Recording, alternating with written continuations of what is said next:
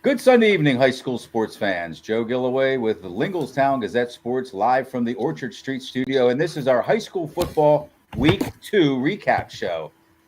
I'll be joined momentarily by our panel of experts. We call them our panel of experts because they are experts, along with our opening guest for tonight's show. As soon as we're done thanking those responsible for bringing you tonight's show, our Lingelstown Gazette Sports Platinum sponsors, and they are Capital Region Insurance Agency, Payer Apparel, Team PA, AAU Basketball, Ted's Bar and Grill, the Tire Mart, American Legion Post 272, Crystal Bob at Iron Valley Real Estate, Hoffman Ford, Tonino's Pizza, and Sam Hartley Decking. Thanks to all these great local businesses for their continued support of Lingelstown Gazette Sports and our area student athletes. Okay, so upcoming, we have two coaches who have both committed to being our opening guests in the upcoming weeks. We don't know which weeks yet, but Jerry Yanchuk from Central York, coming off of, I'd say, a huge win over Manheim Township. I watched every second of it, and man, did they earn that one. A lot of times, Central York's more of a finesse team, and they have a lot of athletes and skill position players, but you got to play some, tough football up front, and they did that to beat Manheim Township.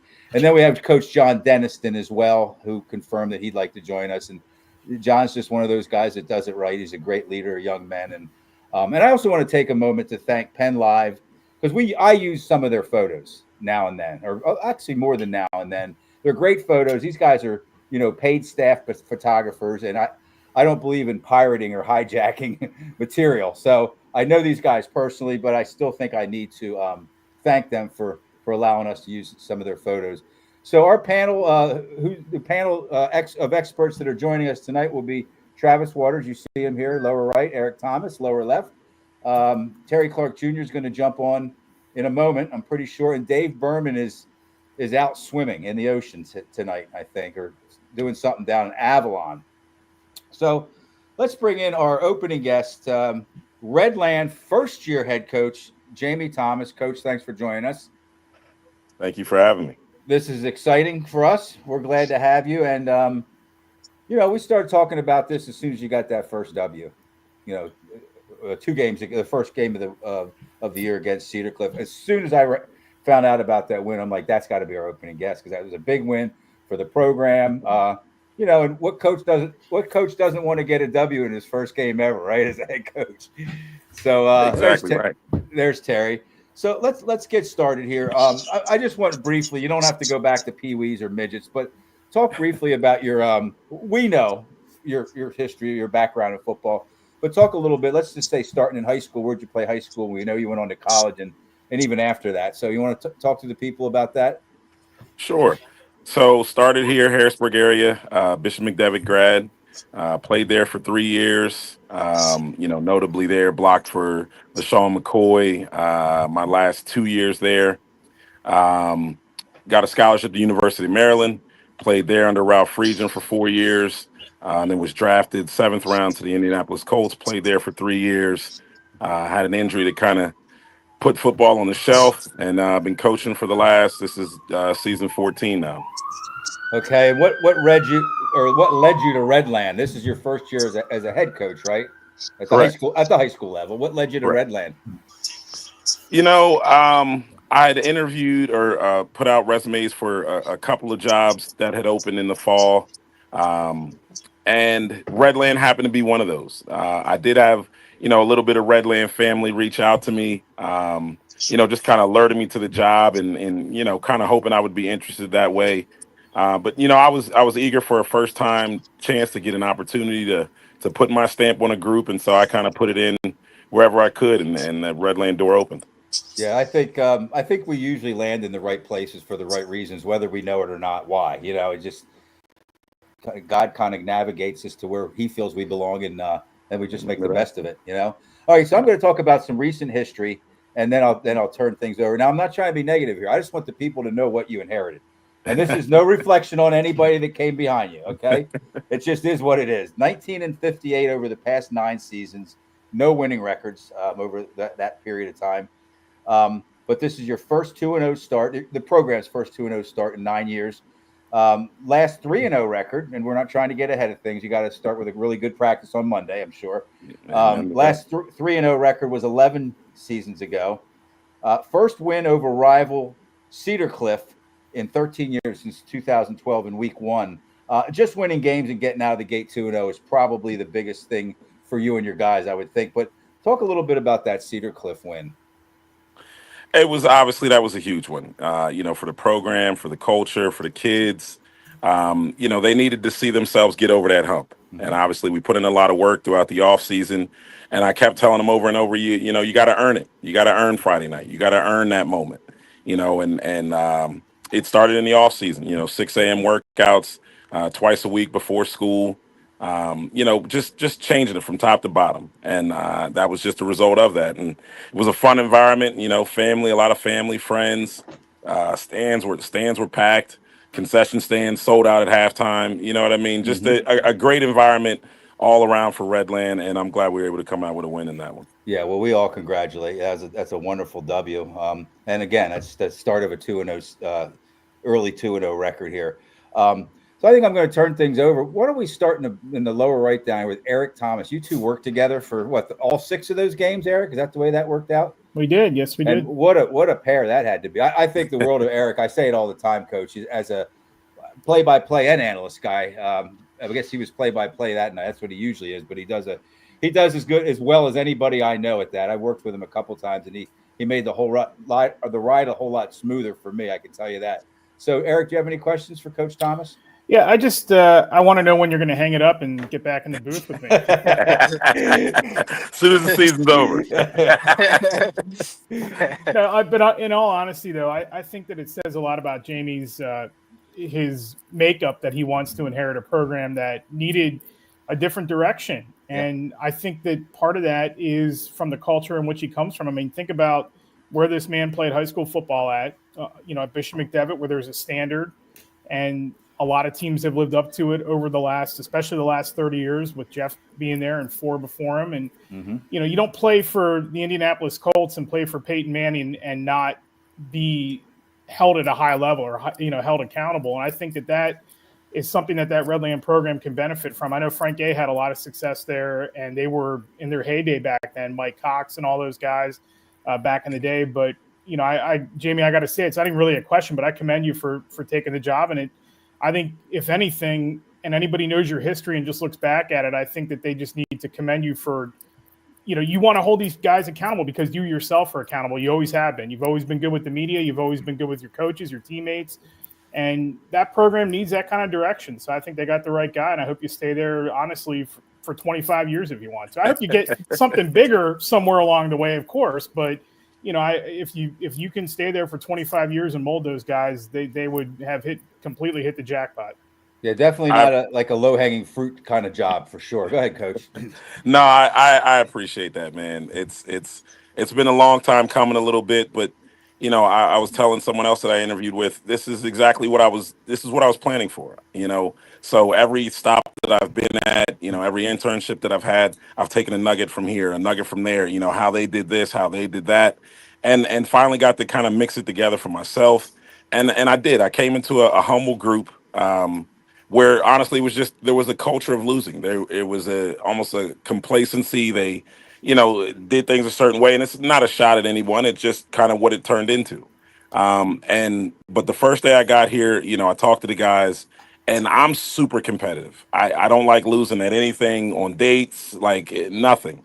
So, that I had to get that spirit of mine into them. And something we've been preaching, there's some shirts that go around the stadium now, is the mantra of caring, right? And being competitive, being accountable, being resilient, and effort. If we can hone those 4 things in, it's really going to breed a really good culture here, and I'm here for it, man. I know I was blessed with this opportunity. I didn't ask for Redland. I wasn't necessarily even looking there, but it was the perfect opportunity. I feel like I'm in a good spot. I'm happy where I'm at. I'm getting support from all different areas, so I'm along for the ride. Wonderful. Terry Clark, how about you? Yeah, I just got a couple things. Like Joe pointed out, first time 2-0 since 2016. First time that your program beat Redlands since 2012. Cedar Cliff. Cedar Cliff. Maybe Sorry, excuse me. Yep. Excuse me. That's Cedar okay. Cliff. So that's a big deal, man. And plus it's a rivalry. You know, that's a big deal. I know, you know, if some of the guys didn't believe, I know they believe now. There's no way that they don't. Like, it has to really, really feel good, you know, coming off that win, and then you turned around and beat Lower Dolphin. So it actually worked out perfectly for our show because, you know, we're talking to a 2-0 coach, so it worked out very, very nicely. Absolutely. So I just wanted to say congratulations on getting 2 big wins. That's huge for what you're trying to do there. I appreciate that. And you're exactly right. You know, the kids, they are starting to believe. You know, that first one was huge in a lot of different ways. A moral victory there would not have gotten, you know, the belief and the confidence that those guys really needed. But, you know, for us, when I say changing the culture, right, it's how we approach practice the next week. Right. And so even after, you know, I know that was a big win. And I know for those kids, you know, they started school last week. So you got your classmates, everyone talking about how good you are, how great that was. And so I know it, you know, last week's start of practice was a little rough. You know, guys were kind of still mentally out of it. And the culture of what they've been used to in terms of approaching practice wasn't urgent enough for me. So, you know, I had to teach these guys that even in winning or losing, you got to be able to wipe Friday night clean. And by Sunday, you're focused on the new team. Because if you don't put in that same effort, that same focus, you're gonna find your chance, you know, yourself in the losing column. So Yeah. That was big for us, you know. That's when you kind of turn into shrink a little bit because you can get a winning hangover and a losing hangover. A hangover either way. You know that. You played long It enough. happens. Yeah. Yep. So I'm glad you started this conversation because I want to dig into it a little bit more. So when you first got the Redland job, when it was a sealed deal, what were some of the things that when you first came in you wanted to talk about as far as like expectations? What did you want to set for year one? We lost his image. I don't know if we lost. Coach, are you still with us? I'm sorry, guys. Okay, that's okay. That's all right. Did you hear the question? I heard some of it. What were some of the things when I first started? Go ahead. How did you want to get the culture going right out of the gate? What was your plans on starting for year one? Yeah. I had a goal in my mind of what I thought we could do, but I had to see what talent we had. So when I first got there, it was who can do what. You know, whatever you did before I got here, I don't know about. So, you know, if you wanted to try for a new position, try for that new position. So we did that for about a good 6 to 8 weeks just to see what could anybody do. And then, you know, those guys, the talent started to kind of separate itself. And then it started to just paint a picture of, okay, well, I think we have some good things here, but we have to have, it has to be a family. Guys have to be bought in. Without buy-in, you know, X's and O's are nothing. And so it was just creating a culture, doing some things together. We went bowling together as a team. We've had team picnics and cookouts. You know what I mean? Inviting the families in. You know, I one of the first things I actually did was give guys a get to know me sheet. You know, your name, siblings, parents, positions that you've played, your goals, team goals, and then I left kind of a slot for anything that you wanted to share with Coach. And it really got to let me know who these guys are. You know what I mean? It took me obviously good couple of weeks to learn everyone's name and all of that. But when they feel like you're genuine and believe in them, you know, I've learned kids will run through a brick wall for you. Thanks, Coach. No, that was more than you bargained for, Terry. That's really turning the culture around there. Absolutely. Or starting a new culture. How about Travis Waters? How you doing, Travis? All right. How you doing, Coach? Congratulations on a 2-0 start. Before I ask you a question, I just want to say I see some Notre Dame and Miami. I guess that's by design. Nothing but respect for Terrence. Nothing but respect for Terrence. Yeah. Athletes versus convicts, right? Let's go. Oh, man. Gotta love it. All right. Coach, I never met you. I saw you play. Actually, I used to go to the gym with your brother. Okay. LA Fitness then was out on 22. I guess it's something else now. I used to not work out for him, but I used to see him talk to him at the gym all the time. One of your kids, McConaughey, I think he's a receiver for you. I played basketball with his dad and actually with him sometimes. He's not playing during the season, though. I'll show you that. We can't be twisting ankles, right? Yeah. this is a little bit of a hard question for you to answer, because Redland has had success in the past. I remember watching them play at Hershey in a district playoff game against Harrisburg. Mike Cox losing on a walk-off field goal to Harrisburg. So Redland has reached some pretty high heights. 2-0. I know it's your first year. How far do you think you could take this team this year? How far do you think this team can go this year? I believe I have a playoff team. They have to see themselves do it, which it means, getting wins, but learning how to approach practice, learning how to put it in. You honestly, you play how you practice. And our guys are seeing that. We got to win Friday night, but they know that wasn't as clean as we could and should have been. And so, we went back and watched the film on Saturday, and we talked through all of those mistakes. And again, it's time to refocus, right? Like that happened. All right. It wasn't clean, but it was a W, let's get the next one. Right. And so just trying to attack it and literally, almost the mantra of winning the week. Right. We played 10 1-week seasons is what I told them at the beginning. And, we're just trying to walk them out one at a time.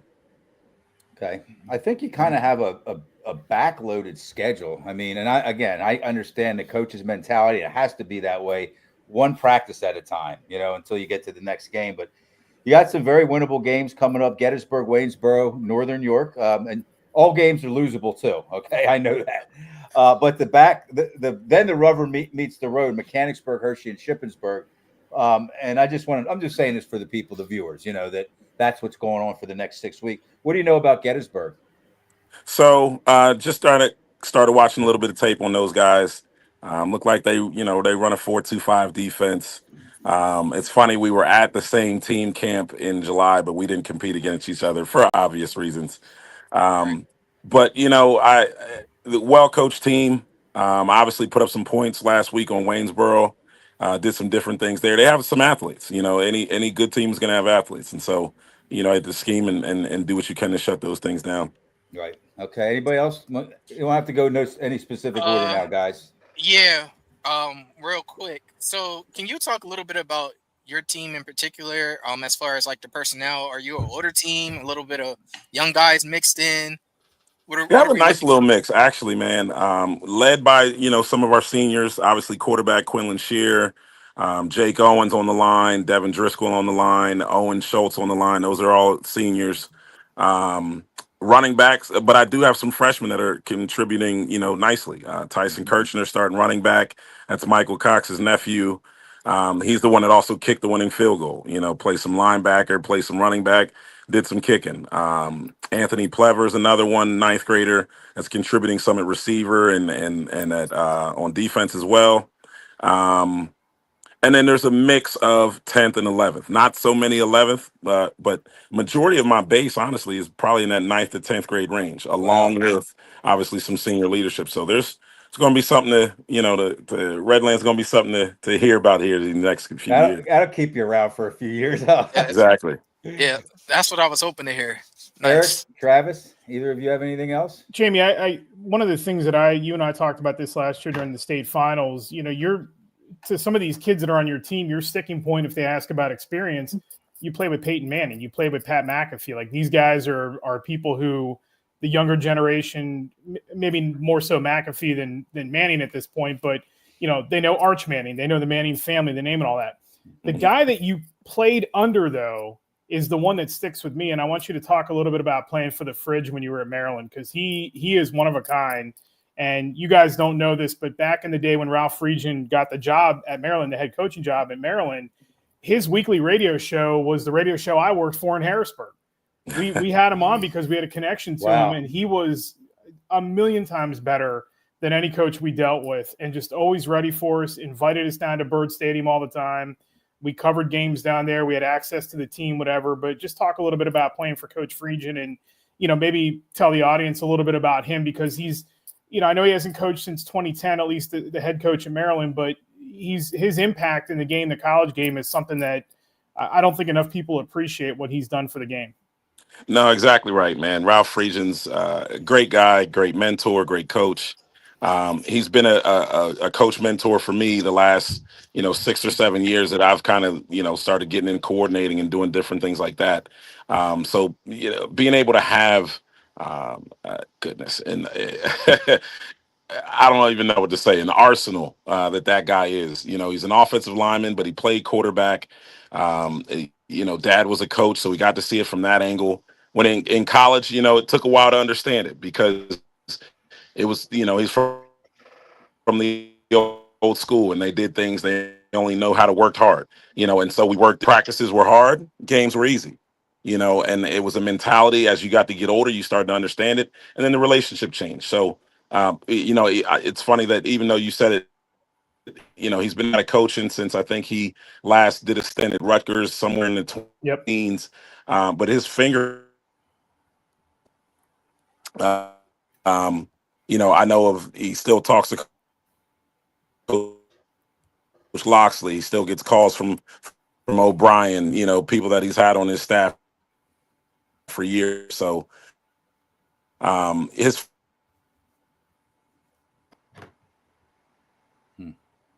Can you still hear us, Coach? I'm sorry if I'm losing. Am I in and out on you guys? A little bit, yeah. We know what you're talking about, so it's easier for us to piece it together. So let's just move on here. I want to I try to recognize all the people that come in and comment. Kirby Lentz, Donna DeLuca, Minnick, Denise Minnick Gorinsky. I'm sorry, Denise. And Donna Minnick Brown. They're all watching, and they wish you well, Coach. Thank you. And then I guess the last thing is, unless anybody else has anything, I want to give you an opportunity for what they usually call a shameless plug. You're involved in training, is that correct? This is the time. Do you still have your training company? I do. I'm sorry. I almost missed exactly what you were talking about. Yeah. Tell us all about it. Tell us what it is. How do people like training? What? You? Yeah. No. So yes, Coach Jaimie Training, CoachJaimie.com, JAIMIE. Been training offensive and defensive linemen for over 10 years now. I've been doing the Big Man Classic about the last 6 years or so. Getting linemen from all over different states to come in and compete. So that's something I do offer in the off season. And love doing it, man. That's something that, regardless of where I may be coaching at, that I can continue to do to kind of give back to any community of athletes. And I love doing it. So, yeah. A lot of footwork stuff going on in those training sessions, huh? Oh, you know it. Feet, hands. They never realize. People never realize. I probably don't to the degree that I think I do, but how athletic and how mobile and that the offensive linemen are, Oh yeah. You got to remember, think about it. How athletic and strong you have to be to move a person against their will, right? Where they don't want to go. Yeah. It's like dancing bouncers. There's just way more to it than most people understand. So yeah. I respect you. I respect the position you played. And the last thing is we have some T-shirts, Coach. What size T-shirt are you? Hey, 3X. Okay. 3X. I might have one in my inventory right now. If not, I'll get you one. We work with Larry Bragg from Payer Apparel. He does like sports apparel, and we'll make sure to get you a T-shirt, Coach. I appreciate you, man. I appreciate you guys for having me on. You've been a great guest, and we wish you well. Let's just start with a great practice on Monday and another great game on Friday. How's that sound, Terry? Sounds great to me. Yeah, and before you log off, I just had to piggyback off of you throwing what you do in the off season out there. If you're in Central PA and you're an offense and defense lineman and you're not getting with him in the off season, you are missing out. You need to get there. You need to get with him. He has a wealth of knowledge. He played at the highest level. There's no reason for you not to be getting with him. I just had to say that. A great shameless plug after a great shameless plug. And I agree. I agree, Terry. Coach, thank you. One more person wants to shout you out. Keep up the great work, Jaimie. That's Leanne Thorne Becky. She's the Steel High team mom. Oh, yeah, that instilled, man. I know. She's watching. So thank you, Coach, very much. If you ever need anything from us, just look me up. Thank you, guys. We'll get the T-shirt over to you soon. Will do. All right. Take care. All right. They always seem to be better than I expect. I don't know. I don't really have expectations. I just know the interviews are usually what they are, but he is a wonderful man. And man, it's just great that there's so much excitement over there. You know, absolutely. Redland's lucky to have him. To be honest, you better believe it. We had some good questions for him, and he had some great answers for us. So let's just jump right into. I know that we all, Travis in person. I think Terry, Eric, and myself were all watching the game, the Saturday game on TV or online. Let's just jump right into our game of the week. And the games of the week always kind of seem to have Harrisburg involved somehow, or McDevitt, you know. And this one had both of them involved. This was year 2 of the new rivalry. Let's call it that. Harrisburg won last year, another close game. And McDevitt had a really good opportunity to win both games, but Harrisburg's up 2-0 in this new rivalry. And I got to start by saying this. I was wrong, okay? I was wrong. A lot kind of lined up for McDevitt to be competitive. I kind of overlooked that, and I said it was going to be a much bigger spread than it was. And here's the things that I kind of had jotted down about. You know, first of all, I think McDevitt's very talented, okay? But Harrisburg came off a big emotional win. McDevitt came off kind of an ugly loss, and we all knew, and they did themselves, of course, that they had to be better than that. McDevitt quarterback had a game under his belt, you know, the loss in week 1 to prepare for this game. McDevitt, as Terry mentioned, I think it was Terry, has 3 D1 running backs. And my favorite to repeat, I know, Eric, that's for another day, that conversation. But and I know you're pushing for him, Eric, but there's some good teams in 5A, but they're my favorite to repeat in 5A this year, and the rivalry game. And all that said, I didn't take most of that into consideration. I just thought it was going to be a kind of a blowout, or an easier game for Harrisburg, I should say. Harrisburg led the whole way, the entire game, but only by 1 point for 12 minutes and 44 seconds on the clock. It's important to mention that because there was a long spell from 5:02 left in the third to 4:18 left in the game in the fourth, where it was 22-21. So it was a close game. Rushing, I'm just going to throw all this out there so the viewers understand. Then we're just going to talk about it. McDevitt had 135 yards rushing. Harrisburg 165. Sebastian Williams, first-year quarterback, Sebastian Williams, 11 for 14, 1 interception, 125 yards rushing. I thought he showed a lot of confidence and a lot of composure. Yeah. I did. For a second game when you're playing against a defense like Harrisburg. And then Michael Schenk Jr., 13-19, clean game, no interceptions, no 167 yards in the air. Total yards, McDevitt 260, Harrisburg 332. That's not a huge gap. Teams can win with 70 yards less offense. And penalties.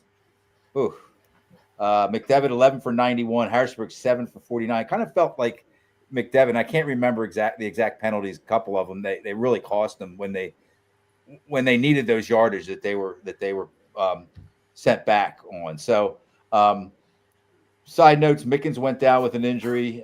Dent stepped in. Preston Dent stepped in admirably. 14 carries for 90 yards. His first 2 touchdowns in black and silver. We don't know. I don't know the status of Mickens yet. I thought Elias Koch had about as big a game with only 4 catches for 65 yards and no touchdowns as you can have. His game felt bigger than that to me, than the stats, especially factoring in that he did have that 22-yard first down reception late in the game. I think it was 4th and 7 maybe. Harrisburg showed depth, I thought, on both sides of the ball. We had a chance to see some new names, some new faces out there. You guys would know probably more about them than I. Harrisburg has won the last 3 games in this rivalry, 2017, 24, and 25, after losing 8 straight. And the last thing I just want to mention before we get into this, I saw a lot about, well, if Mickens didn't get hurt and all, you have to be able to recover from that, especially when you have a Preston Dent back there, okay? We want Mickens to be healthy, we're the kind of guys that we're going to rally around him and be proud that we cover football and watch football in the same area he plays it. But it's next man up. Eric, you and I watched St. Joe's Prep win, I think, 2 state championships without their quarterback. Right? They brought a wide receiver in to play quarterback, right? Yeah, Malik Cooper. He was their backup quarterback the whole season. So, I mean, he had worked, but yeah, there's a big difference, though, I think, in bringing a guy in the playoffs when you need him to be successful compared to regular season. I mean, at least in Harrisburg's case, they would have, 8 more games to figure something out. It's not kind of like throwing yourself right into the fire against Pitt Central Catholic. I mean, we thought going up to that game, that semifinal game, we were pretty sure Kyle McCord was going to play against Central Catholic. And then Tim Roken told us, it was like 10 minutes before kickoff. He's like, no, he's probably not even going to play next week if we win. And we're like, wow. So big difference there. So let me thanks, Eric. Let me start with Travis, because you were doing the dirty work. You were on the sidelines again. And we're going to talk to you a little bit about. We're going to rewind back to Thursday night and talk some Steel High. But for now, Travis, what did it feel like down there? What was the atmosphere and kind of the energy level? Yeah, well, I think there was a lot of energy from the crowd. But I'm going to say this: I've been to, I don't know when the last time I missed the Harrisburg McDevitt game. I thought there was a little lack of intensity from both teams on the defensive side. Usually, you always see the unsportsmanlike. You saw a couple of them, but usually guys are getting blown up in that game. And it was not I'm gonna be honest, it wasn't a hard hitting game on either side. Not for a game of that magnitude. It was not a hard hitting game. From that perspective, I was a little disappointed, because I'm just used to that intensity. I think watching it, Harrisburg has a maturity about them right now where they don't get rattled, and they don't get. A lot of times you'll see Harrisburg teams; they'll be real high. Something goes wrong, they'll be real low. You might see some fighting amongst the players. You don't see any. You don't see any of that. Perfect. I was on the sidelines against them, and Emotep. They actually went down in the second half. It was like no big deal. And I think a lot of those guys who you see out there playing now, who are seniors, they played when they were down against Manheim Township, and I think they always believe they can come back. Right. You saw the same thing last year against Pittsburgh Central Catholic last year, where they totally outplayed Catholic, in the second half. And they had every reason to quit in that game, because Central Catholic kind of dominated the first half, but Harrisburg dominated the second half. But some of the things that stood out, you mentioned Coke. Some of his catches are just big. Even the one catch that wasn't a catch, the one-handed catch that would have been a first down, but they got a hold. Again, Jayon Lewis, I'm going to keep saying it. Jayon Lewis is a problem. And people were expecting him to play quarterback. I'm telling you, he's one of the best receivers in the state as well. There's no doubt about it. And you can double team Coke. Jayon Lewis is going to kill you. That's probably why they found Lewis in the corner there for that touchdown in the second half. Well, remember the one scoring drive, it was his big catch as well. Right. Yeah. They have, and then you have Trace Walker out there, and I forget the young man, number 4, who caught the I think it was a 2-point conversion, a second 2-point conversion. Yeah. They have some problems out there at receiver. Right. I'll say, mentioned the penalties. McDevitt had some penalties later in the game. Kevin Brown caused those penalties, his pass rushing. He was, one thing, we talk about Mickens being hurt. Kevin Brown isn't totally healthy either. I know he mentioned something about his, he was limping the whole second half. And I think he sucked it up, and he actually caused some holding penalties late in the game. But I agree with you about McDevitt's quarterback. He's a player. He's good. He's a good arm. He's only going to get better. He has another year as well. And also, you said McDevitt had 135 yards rushing. It seemed like they had more than that. Agreed. Nazir Jones Davis is a problem. That young man is a load. He falls forward every time. His legs are bigger than my chest, and he does not go down easy. So it was just. I think Harrisburg's maturity. They have the talent. And I'm going to say this too. What's the young man quarterback for Harrisburg? He's on interception all year. He's getting rid of the ball. He's making great decisions. He actually scrambled a little bit, which he's only going to get better as well. He's a junior. Well, he has a lot of confidence for a guy that's just in his third game, and the first game was a total debacle last year. So I think he has developed a lot of confidence. He's played 2.5 games as a starter, and against big time competition. Yep, all 3 times. Yep. Thank you, Travis. Terry, you watched it, right? Yeah, I watched it. So Travis hit a lot of the points that I was going to bring up, but I just want to go back to Elias, man. Like Elias, he is a problem at receiver. It doesn't even matter like if you're going to double him. If you throw the ball within his radius, somehow, some way, he comes down with that ball. It's just the stuff that he can do at receiver is crazy, especially at the high school level. But with that being said, more as the season goes on, teams are going to double him or put a safety over top. So it's going to leave opportunities for guys like Jayon Lewis, who we saw is more than capable of making plays at receiver, and Walker, the Walker kid as well. It's going to leave plenty of opportunities for those guys. But it was one thing coming into the season that was a problem area for me. At least I wanted to see, who would be the next guy up other than Elias at the receiver spot to make plays. Originally, like we talked, Travis brought up, Jayon was supposed to be the starting quarterback. That didn't happen, but we did know that he was capable of playing receiver, running back, whatever. He has that ability too. So in hindsight, I mean, it kind of worked out nicely for Harrisburg to move him and utilize him more as a receiver because it gives them another lethal weapon at the receiver spot. And he can play cornerback as well. So they're rotating defensive backs as well. He's an outstanding cornerback. Right, which gives them more depth on the defensive side as well too. Right. So I love the move, and on top of it, you could still at times put him at quarterback if you want to give the defense a different look. So it just makes them super versatile now and kind of tough to handle. But it was nice to see that with Mickens not playing at all in the second half. Harrisburg, they were fine. Next guy up. So the Cedar Cliff, I can't think his name off the top of my head. Cedar Cliff, he played for Preston Dent. Yeah, Dent. Sorry, Preston. That's okay.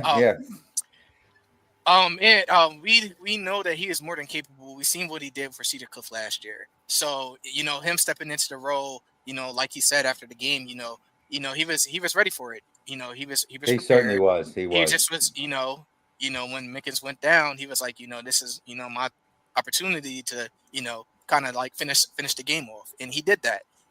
He made some really, really strong runs. But coming into the season, I expected him and Mickens to kind of share the workload because then he's really good. He's good as well. Big too, strong. Yeah, and he has great size. So overall, I think it was a great game for Harrisburg. They got to showcase their depth that they have. I do think going forward defensively, especially the run defense, I do think they'll get a little tougher there. I felt as though, it seemed like they gave up more yards than what they did. But still, I didn't expect them overall to give up as many points versus McDevitt, even though we know how talented McDevitt is. I just didn't see that coming into the game. I think I had McDevitt getting doubled up, I think 40-20 or something like that. And I'm just saying that. I'm embarrassed.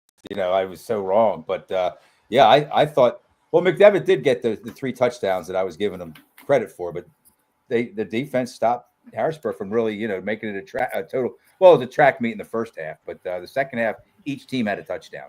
Yeah, I think the thing, if I can just add in real quick, I think the thing that why it wasn't as high a scoring game is because both teams ran the ball so effectively. They had long drives. Right. So let me bring in Eric here. I know that you have a good understanding of Coach Jeff Wechter, and this is kind of more of a psychological kind of question.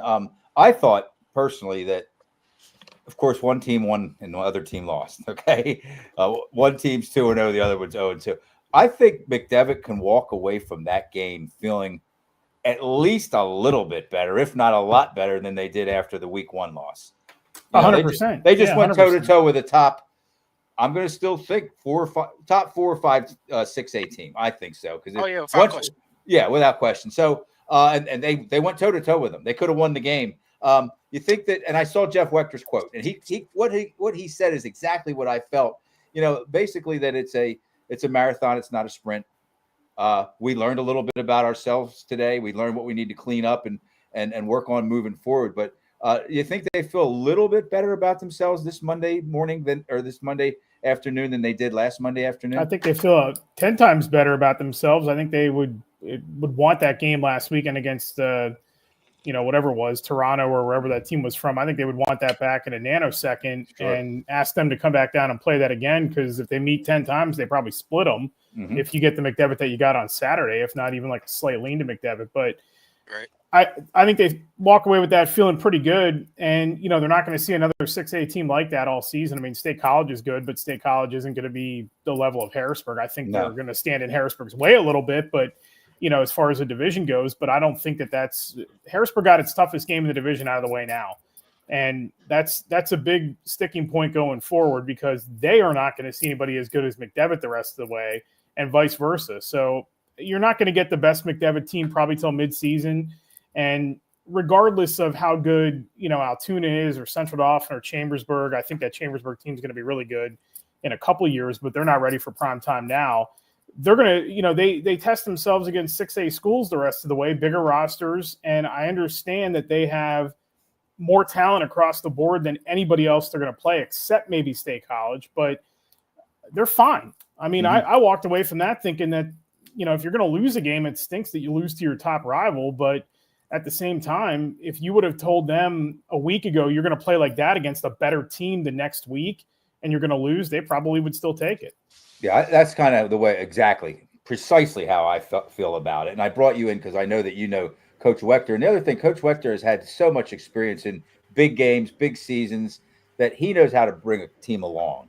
There's an art to bringing a team along. I mean, I understand that they have those guys at running back, but he's got to basically, and he had to do this last year too. I mean, he lost a kid that just scored a major touchdown for Alabama yesterday. Yes, he did. And had a monster block on another big play in that game too. Like a guy that's working his way towards the NFL right now at a premier Power 5 conference team.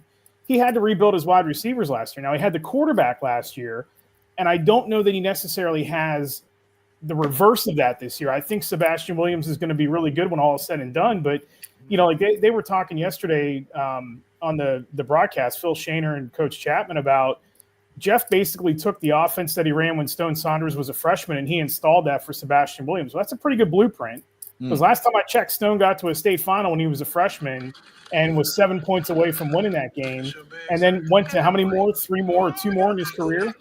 So I think that's a pretty good blueprint to have, and I think they have the right mindset.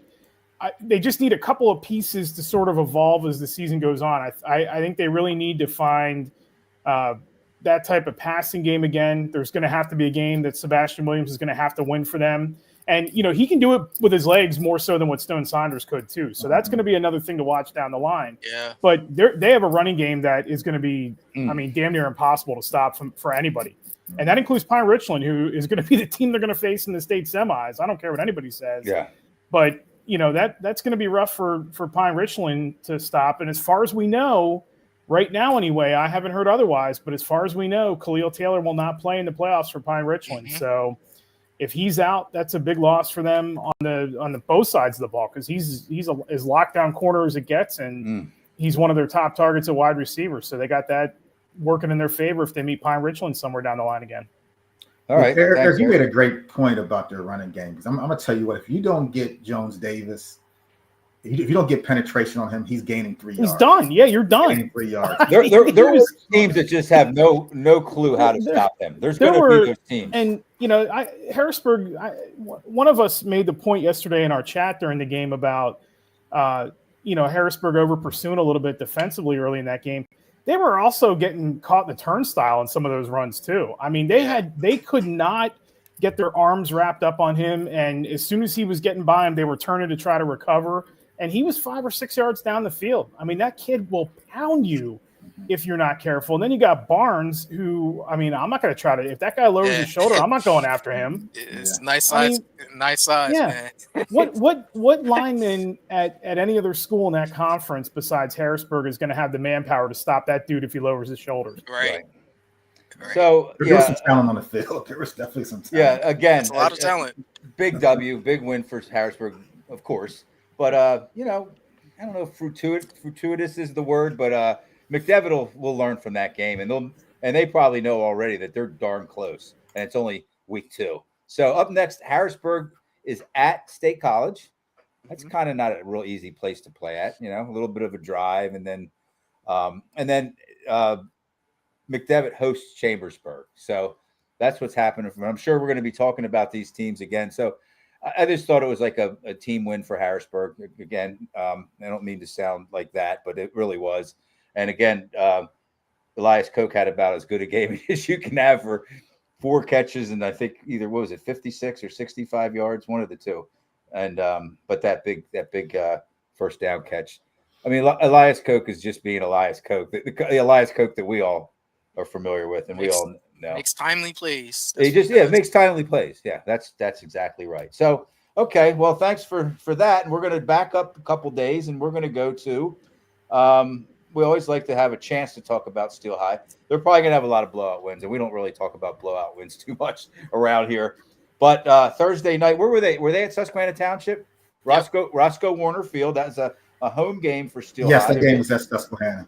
Getting their field, the whole facility worked on right now. A 39-yard walk-off touchdown pass and catch from Steel High quarterback Caden Cole Stevens to Silas Hernandez, and was Steel High's only lead of the game. Isn't that nice when that happens for a team? You know, you're just scratching and clawing the whole game, and you finally get it done, and there's all zeros on the clock, and you can just kind of walk away. You can hug and jump around and say, "Let's get on the bus, man. We did it. We figured it out." So Hernandez, 7 catches for 101 yards, 2 touchdowns receiving, and an INT. Jerome Ross III had 18 carries for Steel High, 121 yards. And we have to mention Jasper Sheps from Juniata, 4 catches for 102 yards, a touchdown reception, and an INT. That's a pretty beastly game, too. And I'm sure that they had that blow up, too. He blew someone up. Did he? You did mention that. Yeah. He can play. He's tough. He's one of the top players in the state. He can play. I think the first thing I want to ask you, Travis, how good was Juniata? I mean, they had a pretty good team last year. I don't know how, and there's going to be fall off. We know that we're just talked about a top 5A school in the state against a top 6A school, a 1A, and I think Juniata is actually 4A, or 2A and 4A. That's a whole different level of talent, whole different level of competition. But was Juniata, did it look like they legitimately gave Steel High a tough game, or is Steel High just kind of working out the kinks right now? I'll say this. They're not, this is just my opinion. Juniata is not as good as last year. Where they did lead the whole game, Steel High looked like they were the better team, but Steel High had every other play was a penalty.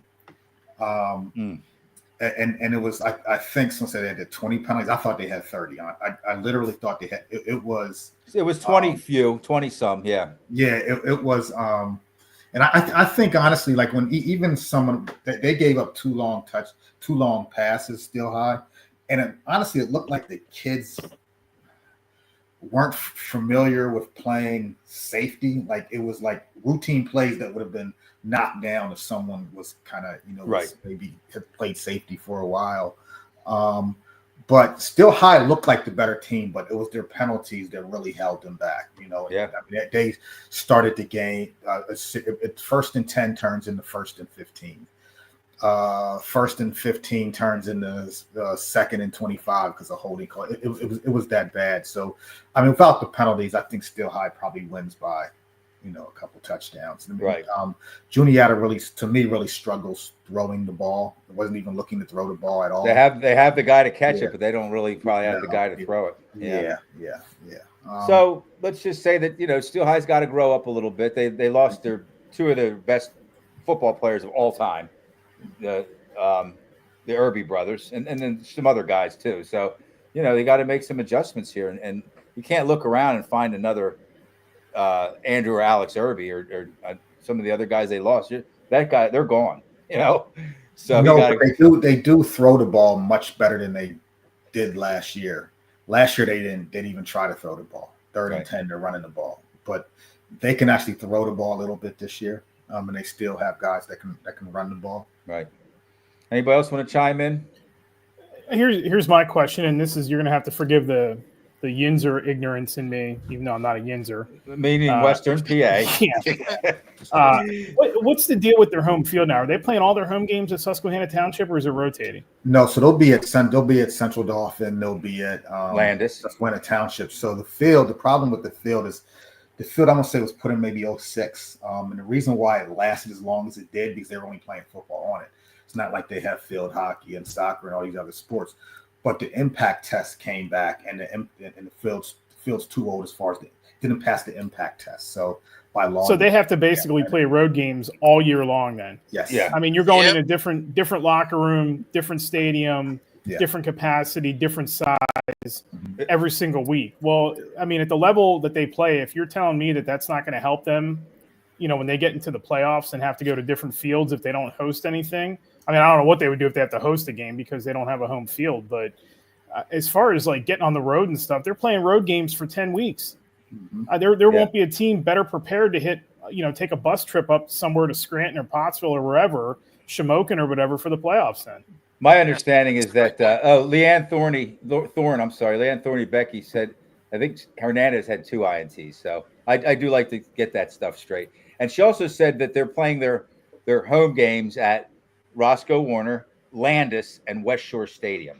And she'd know. And I believe Eric was one of those seasons they only had 4 home games anyway.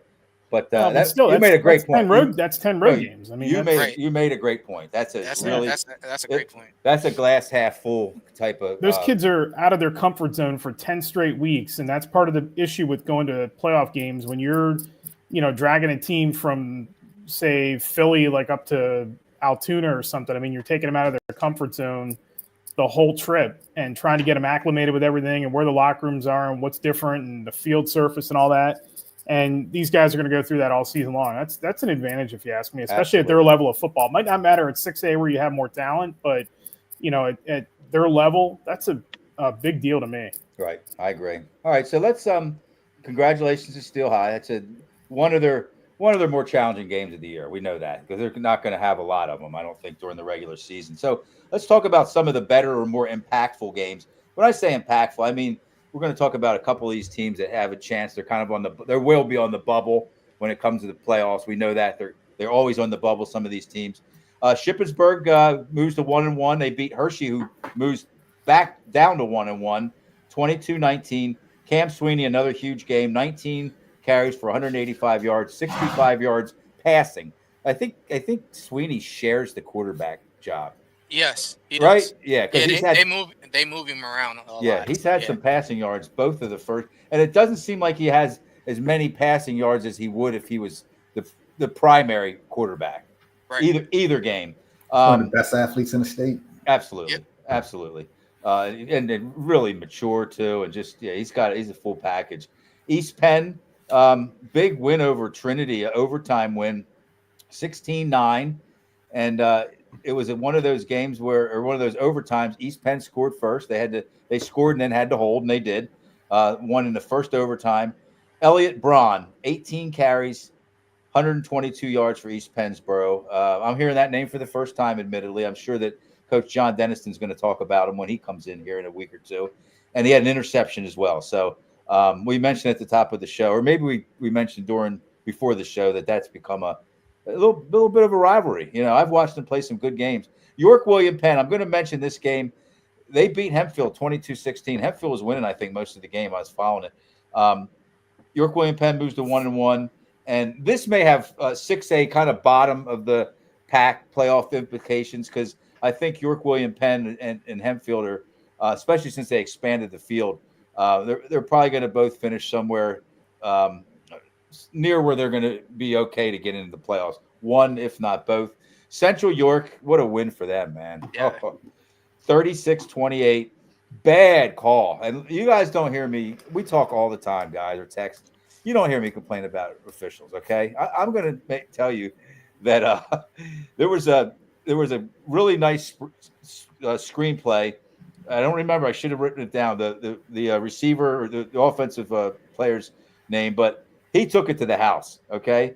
And there was kind of like a little bit of a scrum right behind him, and the Manheim Township guy's feet got caught up in the Central York guy's feet, and they called a penalty, and they called it way back, okay? This was a big touchdown. Well, don't you know that Brooklyn Nace, who's really good quarterback, I think he's a third-year starting quarterback. Yep. He just kind of brushed himself off and threw another touchdown. And I Yeah, thought, man, if they lose the game, and again, I understand officiating's not easy. Okay, so I'm not like blaming. I'm just saying that when you have to deal with that, all right, let's get back in the huddle, man. We got to do this again. And they did it. And Brooklyn Nace threw a big touchdown pass in the corner of the end zone. So I'm gonna cut in a little bit because I did Yeah, watch go that ahead. game too. Oh, you did? Okay, so you saw what I saw. Yeah, I seen it. So Brooklyn Ace, going back to him, like he is a third-year starter, like you mentioned, and he's going to ODU, Old Dominion, Absolutely, yeah. after this season. Kid can play. Yeah, he can. He's really good. Very poised too. I don't mean to interrupt, yeah. but he's very poised. Yeah. So once again, though, Central York trailed this game at half. They were down 21-14. Last week they were down to Central Dolphin at half. For whatever reason, they're starting off slow to start the year. But they have, Brooklyn at quarterback, who's, he's been here, done that. So, they get in the halftime and they can make adjustments. But it's a luxury for them to have him at quarterback because, they don't panic. They were down, but they can go in the locker room, make adjustments, and be fine. And that's what happened in this game versus Mayhew Township again. And I got to give credit to Mayhew Township, man, because like we talked about them before the season started and now. They just produce every year after year after year, no matter what. If we don't know what they have, they're still going to put a good team out there and rumble. They don't look super skilled at the skill position players. To me. Not this year. This year. But I knew that coming into the year because they went on a crazy 3-year run past season with wealth of talent. And that happens. You just run out. So now, they're at the point where, they do have really good senior leadership, which is what the coach liked about this team this year. But they have some young guys that they're, going to bring along that we'll hear more about them for the years to come. But this year, Darius Dixon, I think, is going to be their main guy as far as a playmaker to make things happen. He started for them last year both ways. But outside of him, it's going to be a collective group effort and try to, try to be as physical as possible, muck the game up, and that's how they're going to try to win. Yeah, right. I agree. Yeah, and Coach Evans, he's, of course, Eric, Coach Evans pretty well. He's going to, whatever personnel he has, and nobody's saying that he doesn't have really good players, but he's going to win a lot of games with whatever personnel he has, right? I think he's the best coach in District 3, if we're being honest. I really do, because nobody rotates the door like they do at some major positions, and then year in and year out, they're competing. And Terry, by the way, he's a Miami grad. So there you go. Played for Jimmy Johnson. Hey, really? I didn't know that. I didn't know that either. Mark's got a natty. Makes sense though. Mark has a natty there. He won not the, I want to say the 87 national title there was his. I can't remember. I'd have to go back and I'd have to ask him, but he's got the ring and everything, and he'll tell you stories about playing for the Jimmy Johnson.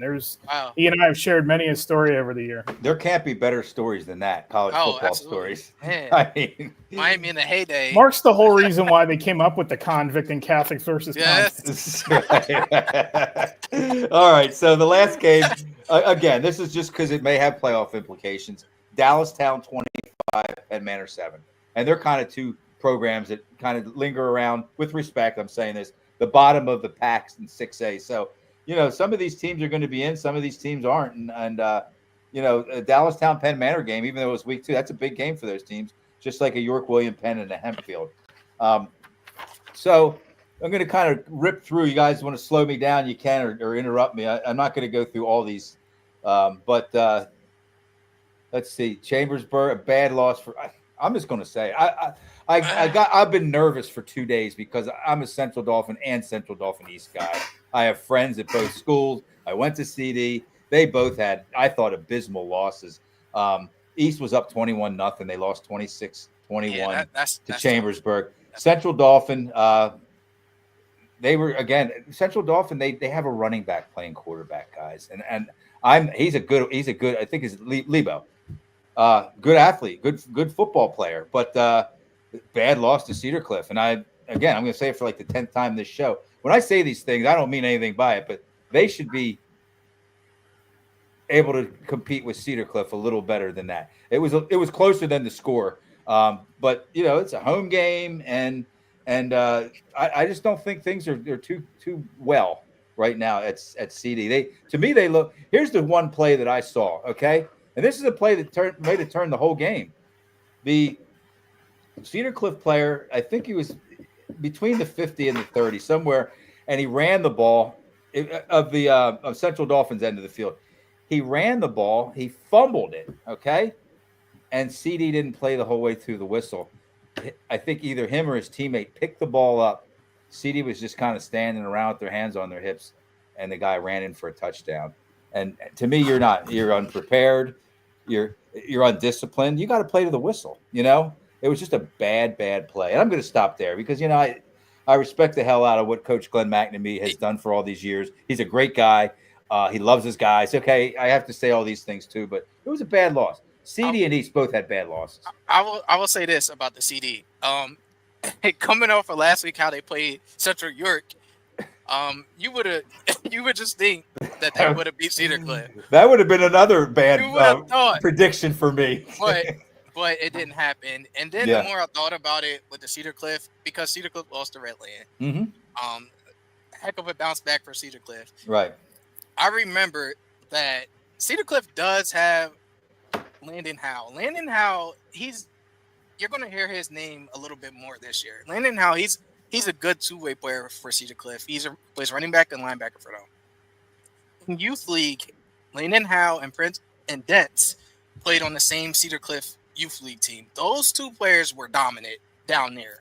And now, Princeton's doing this thing at Harrisburg, and now Landon's here at Cedar Cliff. And I forgot that he was there until he had a pretty solid game on Friday versus CD. So then I was like, okay. So I think Cedar Cliff is better than what they showed versus Redland. They just happened to lose, and that happens. My feelings are this. Go ahead, Travis. Honestly, when you mentioned CD East, CD, I think it speaks to the quality this year of the Mid-Penn Commonwealth. That's a good point. Yes.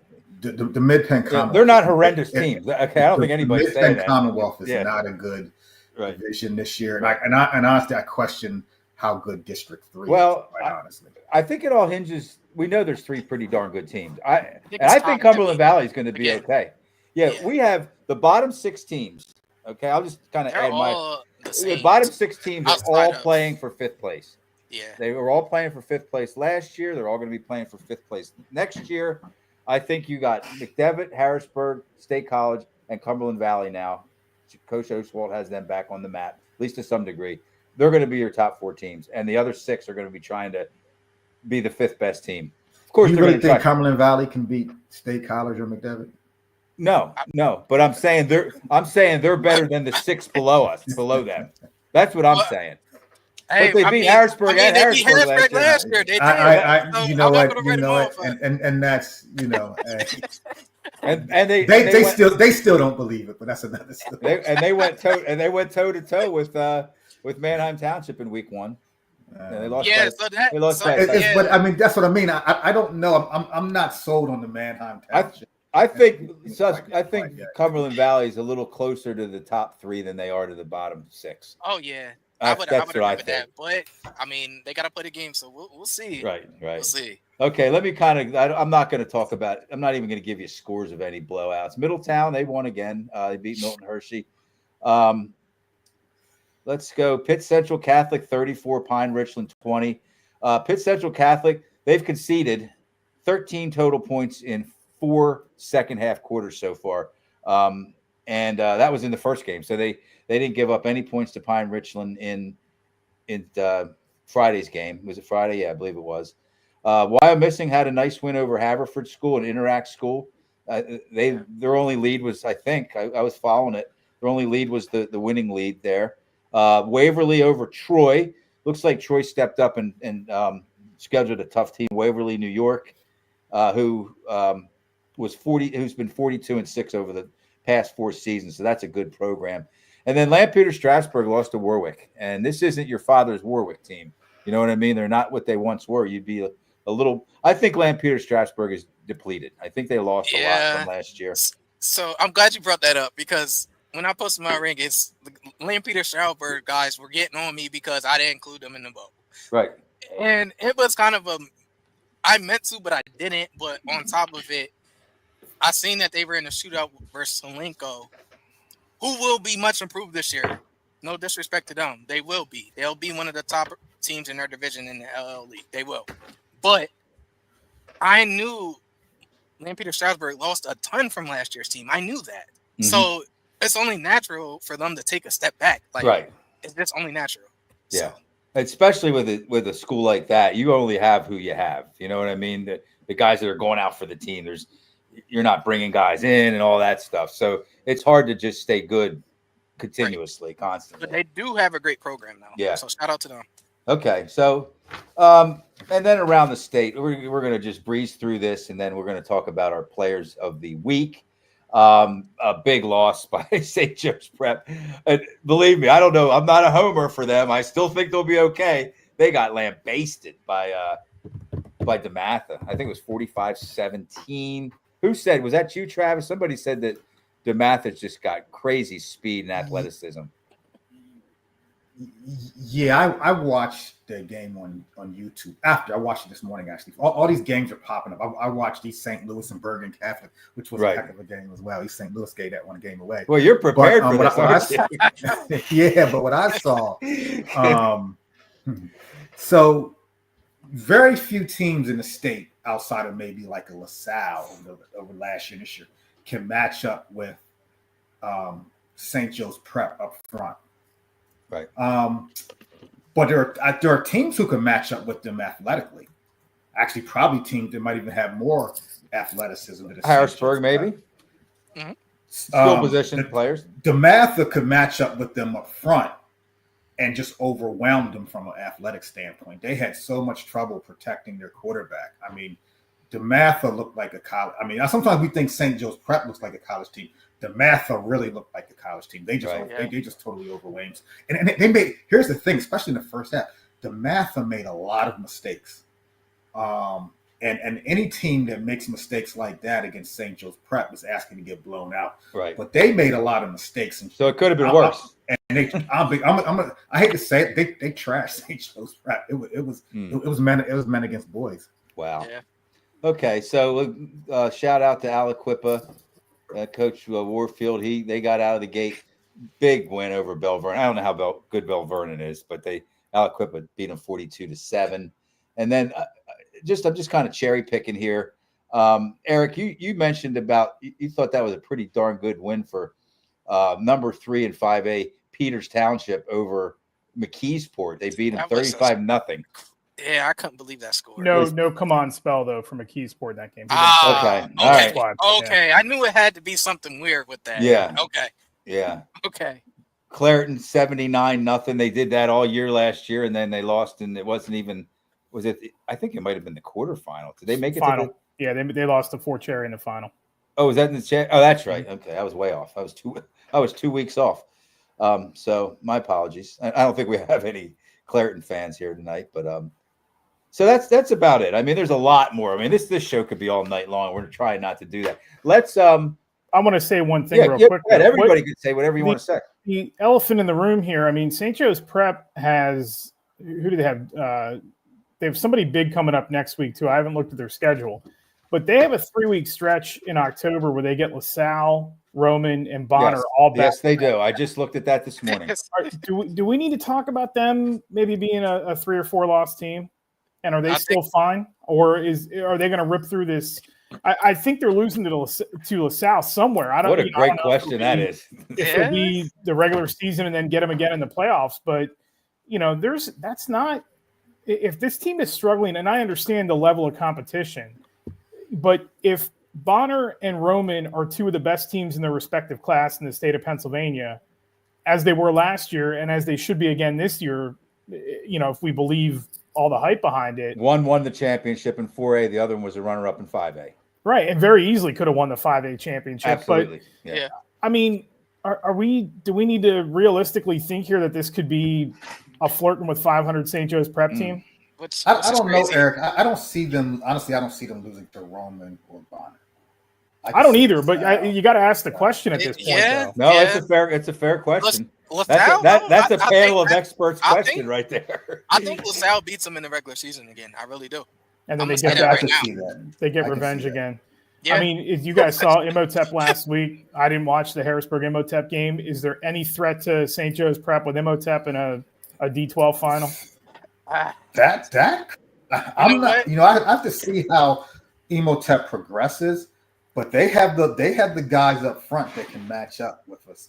You know what? You know what's going to be interesting? Emotep actually gets the math of this week, so that's going to be a good telltale for them. Yeah, I want to see that. Yeah, Interesting. Ooh-wee. Wow, these guys aren't afraid to go out And then I didn't know that. Roman plays them after that, the following week. I didn't know that. Oh, So DeMatha is going to be they're going to run through Pennsylvania. Yeah, we better start talk about DeMatha winning the 6A state title here. Somebody from Pennsylvania better beat them. Yeah, one of them gotta beat him like a boy. Wow. All right, so I think we touched on. Did anybody else have any big games? It was kind of a week like next week in the NCAA. That week 2, you normally, Eric, am I right or wrong? It's kind of one of those soft schedule weeks, week 2 for some reason.